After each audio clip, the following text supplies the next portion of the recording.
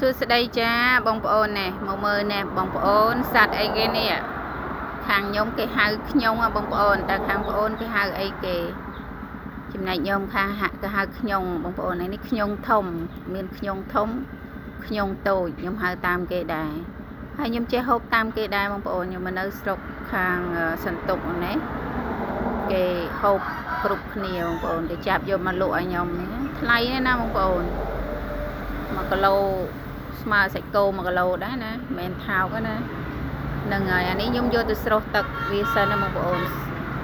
ស្រុះទឹកឲ្យវាងាប់សិនទៅដល់ពេលហើយចាំយកទៅបេះឡាបខ្ញុំអត់សូវប៉ិនធ្វើដែរបងប្អូនអើយនិយាយពីថាទ្រាំតបានបេះហើយនេះវាស៊ីឡើងកញ្ចក់ឡើងនេះអស់ឡើងកលិតកលាញអស់វាពិបាកបកដែរឡាបវារឹងបងប្អូនពេលដែលយើងបកទៅនេះអានេះខ្ញុំបកហើយអានេះបងប្អូននេះបកវាបែបហ្នឹងមកមើលកញ្ចក់ដៃឡើងក្លិតអស់ហើយបងប្អូនអើយមើលសបកវាចង់ពាក់កដាលណាបកហើយអីហើយអញយកទៅពពងអញ្ចឹងណាបងប្អូននេះបកហើយនៅកាត់ជើងវាទៀតណាជើងវានិយាយពីថាខ្ញៅវិញជាប់ស្អិតតាត់នៅនឹងបែកឈាមលើហើយអ្នកខ្លះខ្ញុំឃើញគាត់បកនៅទាំងរស់ខ្ញុំថាអូយរំតបកហើយវេទនាយ៉ាងណាតែខ្ញុំធ្លាប់បកដែរតែបងប្អូនខ្ញុំអត់យកស្រុះទឹកឯងខ្ញុំបកវាទាំងរស់មានឯណាបងប្អូនហើយដៃវានិយាយពីច្រើនដៃវាតោងដៃយើងហើយយើងពេលយើងដកវាចេញមុតមកបងប្អូនដៃវាកញ្ញាំច្រើនណាហើយនេះខ្ញុំបករួចហើយយកមកលីងឲ្យវាស្រស់ទឹកសិនណាបងប្អូនពេលដែលយើងពពងទៅវាអត់ខ្ទុះទេ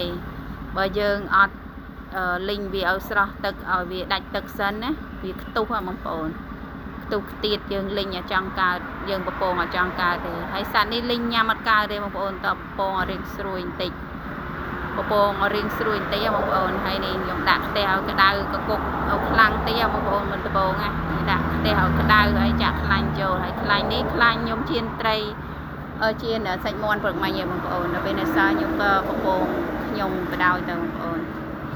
ហើយនេះខ្ញុំដាក់អត់តខ្ទះអត់ត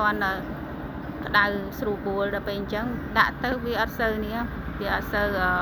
ក្តៅខ្លាំងហ៎អញ្ចឹងបងប្អូនលេងដាក់ខ្ទះហើយនឹងខ្លាញ់នៅក្តៅសិនហើយចាំដាក់វារួចហើយចាំបន្ថយភ្លើងតែបងប្អូនធ្វើមិនធ្វើទៅខ្ញុំធ្លាប់ធ្វើអញ្ចឹងគឺថាយើងធ្លាប់ធ្វើទៅវាខុសណាដល់ពេលអញ្ចឹងទៅយើងក៏ជួយប្រាប់គ្នាអញ្ចឹងទៅយើងមានណាល្អចំណុចណាល្អយើងក៏យកមកផ្សាយឲ្យបងប្អូនមើលទៅឥឡូវខ្ញុំលីងរួចហើយបងប្អូននេះមើលលីងរួចហើយខ្ញុំដាក់នឹងវាជ្រែងវាស្រស់ទឹកណាបងប្អូនពេលដែលយើងដាក់នឹងវាជ្រែងយកกระดาษជូនមាត់ផ្ដិតវាអស់ខ្លាញ់ខំនឹងខ្លាញ់ដូចញ៉ាំខ្លាញ់តានេះបាទនេះ